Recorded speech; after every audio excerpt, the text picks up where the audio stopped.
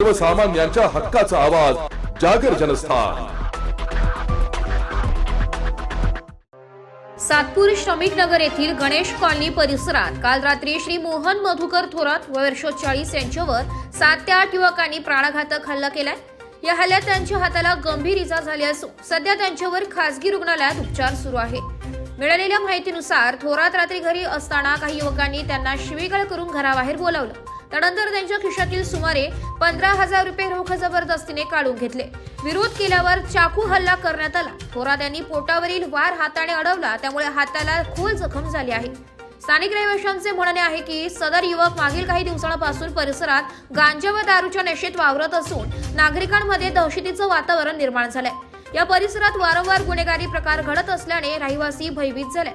घटनेनंतर सातपूर पोलीस ठाण्यात गुन्हा दाखल करण्यात आला असून वरिष्ठ पोलीस निरीक्षक यांच्या मार्गदर्शनाखाली तपास सुरू आहे।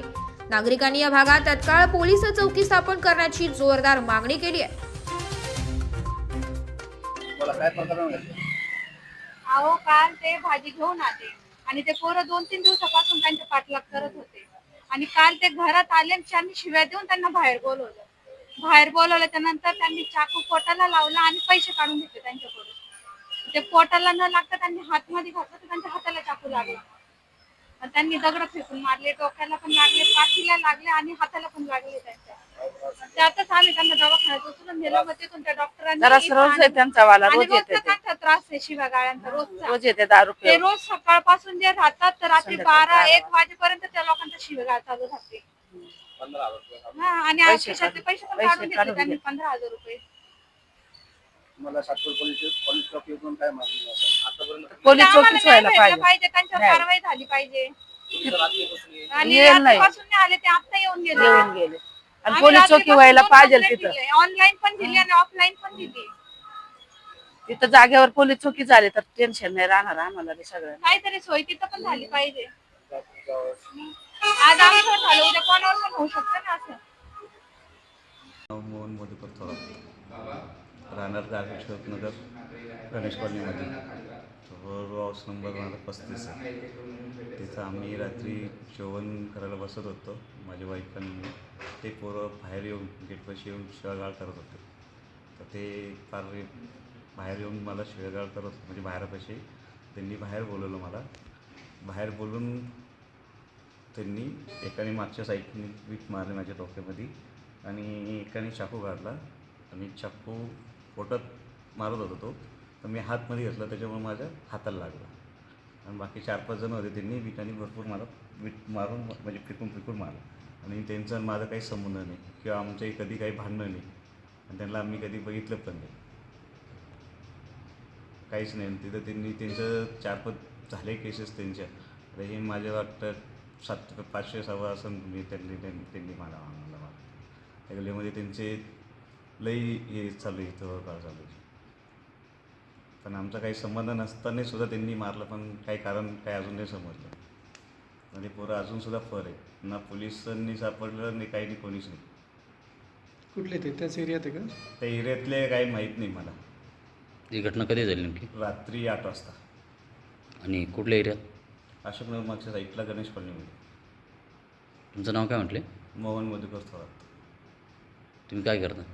मी काम करतो, फॅब्रिकेशनचं काम होतं। आणि ते मुलं नेहमी असतात का त्या ठिकाणी? हो, तिथं ते 4-5 दिवसापासून त्यांचं नेहमी चालू आहे तिथं। पण आपण मी कधी 8:30ला घरातून 7ला निघाल्याच्या नंतर संध्याकाळी 8-9 वाजता येतं मी घरी। ते काय तिथं मद्यपान करता का? हा, दोघं त्याचं चालू राहतं, गांजा वगैरे पिणं, दारू पिणं। पोलिसांची माझी रोख रक्कम पण खिशात मी साईटून आणली होती, 15,000 रुपये पण गेले त्यांनी, खिशातच होते ते। किती मुलं होतं टोटल? ते 7 ते 8 जण होते ते, आणि मी एकटाच होतो। सर, जे काही पेशंट आपल्याकडं आलेले नेमकं काय झालं ते? आधी तेव्हा त्यांना मारहाण झाली होती त्यांच्या राहत्या घरी, तर त्यांना डोक्याला, हाताला आणि बऱ्याच ठिकाणी मुक्का मार वगैरे लागलं होतं। तर आलं पेशंट आपण त्यांना टाकलेले आहे। आता पेशंटची कंडिशन स्टेबल आहे पहिल्यापेक्षा बऱ्यापैकी। आणि जास्त काही गंभीर वगैरे? सध्या तर पेशंट स्टेबल आहे आपलं, ठीक आहे। डोक्याला वगैरे मार लागला म्हणून आपण त्यांना आयसीयूमध्ये ऑब्झर्वेशन ठेवा, काही चक्कर वगैरे, फीट वगैरे काही येते का मार लागल्यामुळे, ते सर्व गोष्टी बघण्यासाठी। पण तसं तर काही प्रकार अजून घडलं नाही, तर पेशंट आपलं व्यवस्थित आहे सध्या। असं तर काही MLC वगैरे आपण कळवली का हो वगैरे? हो MLC वगैरे आपल्या आल्यापासूनच आपण लगेच इन्फॉर्म करून टाकतो पेशंट स्टेबल केल्यानंतर. ते आपले काल रात्रीच MLC वगैरे सगळं कळवली आहे. कुठे कळवली नेमकी जे आपलं जे पोलीस ठाणे जे हद्द येतो सातपूर पोलीस स्टेशन. काय नाव तुमचं? डॉक्टर गोविंद यादव. डॉक्टर गोविंद यादव. हो. जागर जनस्थानकरिता भूषण जैन, नाशिक.